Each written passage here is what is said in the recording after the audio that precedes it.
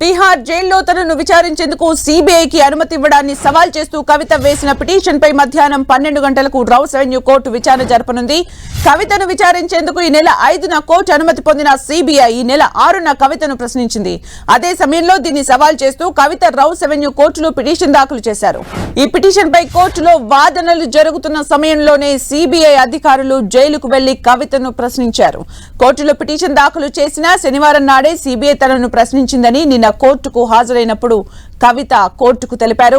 కవిత petition పై ఈ నెల 5న విచారణ జరిపిన కోర్టు ఆమెను ఎందుకు ప్రశ్నించాలనుకుంటున్నారో చెప్పాలని సీబీఐని ఆదేశించింది. అందుకు సమయం కావాలని సీబీఐ కోరడంతో ఇవాల్టికి విచారణను వాయిదా వేసింది కోర్టు.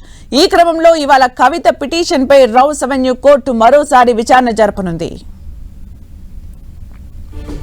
సీబీఐ విచారణకు కోర్టు అనుమతిస్తే మరోసారి కవితను ప్రశ్నించనున్నారు అధికారులు.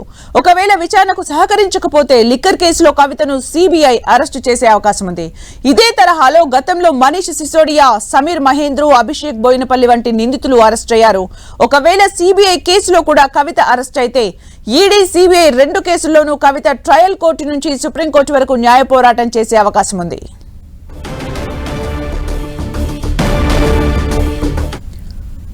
మరింత సమాచారం మన ఢిల్లీ కరెస్పాండెంట్ గోపి అందిస్తారు. గోపి,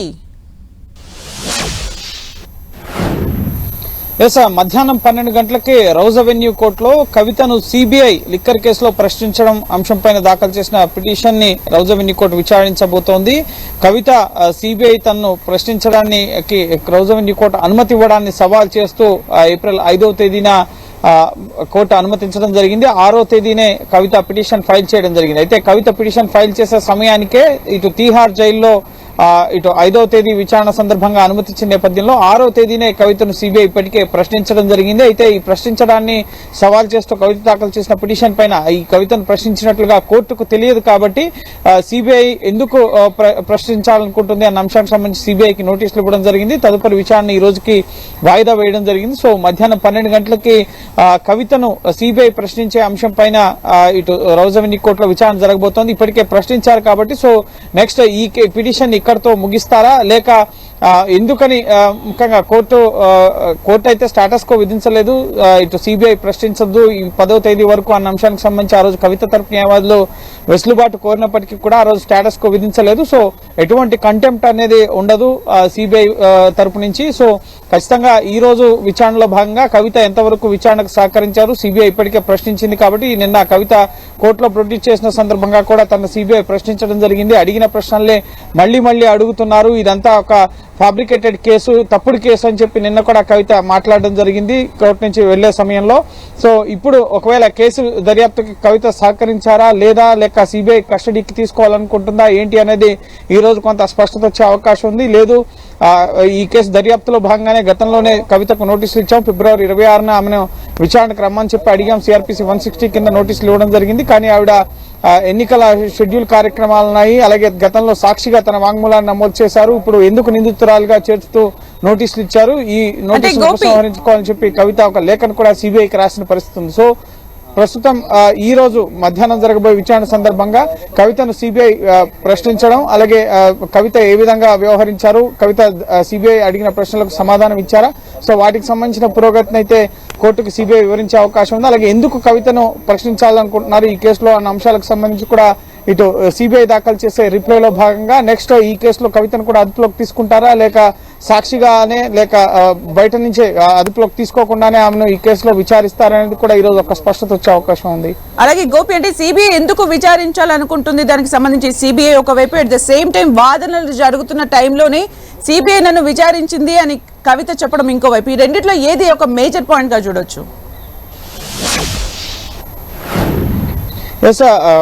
సిబిఐ ప్రధానంగా ఈ కేసులో ప్రివెన్షన్ ఆఫ్ కరప్షన్ యాక్ట్ కింద కేసు నమోదు చేయడం జరిగింది 2022 ఆగస్టు 17వ తేదీన. సో అప్పటి నుంచి సుమారు 18 నెలలుగా కూడా ఈ ఇన్వెస్టిగేషన్ ని సిబిఐ చేస్తోంది. ఇప్పటికే సిబిఐ కేసులో మనీష్ సిసోడియా, సమీర్ మహేంద్రు, అలాగే అభిషేక్ బోయినపల్లి లాంటి వాళ్ళు అరెస్ట్ అయ్యారు.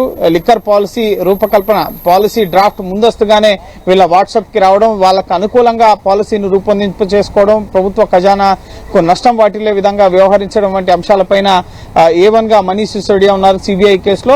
ఇప్పటికే నిందితులందరినీ కూడా అరెస్ట్ చేయడం జరిగింది. కొంతమంది అప్రూవర్ గా కూడా మారిన పరిస్థితి ఉంది. సో ఇప్పుడు కవితను ఈ లిక్కర్ పాలసీ రూపకల్పనలో సంబంధించి పాలసీ డ్రాఫ్ట్ ముందస్తుగానే కవితకు ఏ విధంగా అందింది, ముందస్తుగా ఏమైనా ముడుపులు ఇస్తామని చెప్పి ప్రభుత్వ అధికారులని అలాగే ప్రభుత్వంలో ఉన్న పెద్దల్ని, ముఖ్యంగా మనీష్ సిసోడియా ఎక్సైజ్ మినిస్టర్ గా ఉన్నాడు అప్పుడు, సో అప్పుడు ఆయనకి ఏమైనా ఆశ చూపారా, ఇటువంటి అంశాలన్నింటినీ కూడా మనీష్ సిసోడియాను కూడా ఈ కేసులో అరెస్ట్ చేశారు కాబట్టి సో ఆయన ఇచ్చిన వాంగ్మూలాలు వీటన్నిటి ఆధారంగా కూడా కవితను కూడా సిబిఐ ప్రశ్నించే అవకాశం కనిపిస్తుంది. అయితే కోర్టులో పిటిషన్ వేసిన సమయంలోనే, ముఖ్యంగా కవిత వేసే సమయానికే ఇటు తీహార్ జైల్లో ఇటు కవితను సిబిఐ అధికారులు ప్రశ్నించడం జరిగింది. సో కోర్టులో ఇటు జైల్లో జరిగే ప్రక్రియ అనేది కోర్టులో తెలియదు కాబట్టి సో ఆ సమయానికి సిబిఐకి నోటీసులు ఇస్తున్నామని చెప్పి కోర్టు చెప్పడం జరిగింది. ఆల్రెడీ విచారణ ముగిసిపోయింది కాబట్టి ఇక నిరర్ధకమని చెప్పి ఇకపై దీని విచారణ నిరర్ధకమని చెప్పి ఈ పిటిషన్ విచారణ ఇక్కడితో ముగిస్తుందా లేదు, ఎందుకని మేము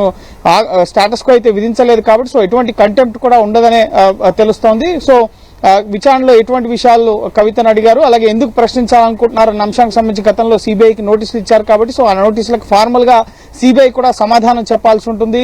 అలాగే ఎందుకు ప్రశ్నించొద్దో ముఖ్యంగా కవిత తరపు న్యాయవాదులు కూడా ఇటు కోర్టు ముందు వివరణ ఇవ్వాల్సి ఉంటుంది. సో ఆ అంశాన్ని కూడా కోర్టు ఈరోజు కవిత తరపు న్యాయవాదులు సంతృప్తికరమైన సమాధానం ఇవ్వాలని చెప్పి గత విచారణ సందర్భంగానే తెలియపరచడం జరిగింది. సో కేవలం కక్ష సాధింపు చర్యలో భాగంగా దర్యాప్తు సంస్థల్ని దుర్వినియోగం చేస్తున్నారన్న కోణంలో కవిత తరపు వాదనలు ఉండే అవకాశం ఉంది. అలాగే సిబిఐ తరపు ఇప్పటికే గతంలో ఒకసారి కవితను ఈ కేసులో ప్రశ్నించాం, సో సాక్షిగా అప్పుడు వాంగ్మూలాలు నమోదు చేశాం. అలాగే మిగతా ఆధారాల ప్రకారం మళ్ళీ సిఆర్పిసి 160 కింద ఆవిడకి నోటీసులు ఇవ్వడం జరిగింది. ఆవిడ విచారణకు రాలేదు కాబట్టి మళ్ళీ జైల్లో ప్రశ్నించామన్న వివరణ సిబిఐ కూడా కోర్టులో ఇచ్చే అవకాశం ఉంది. సో చూడాలి సిబిఐ రిప్లైలో ఏమేమి అంశాలు ఫైల్ చేశారు, ఎందుకు కవితను ప్రశ్నించబోతున్నారు ఏంటి అనేది సిబిఐ రిప్లై మనకు వచ్చిన తర్వాత మరిన్ని వివరాలు ఈ కేసుకు సంబంధించి తెలిసే అవకాశం ఉంది. Thank you Gopi for the updates.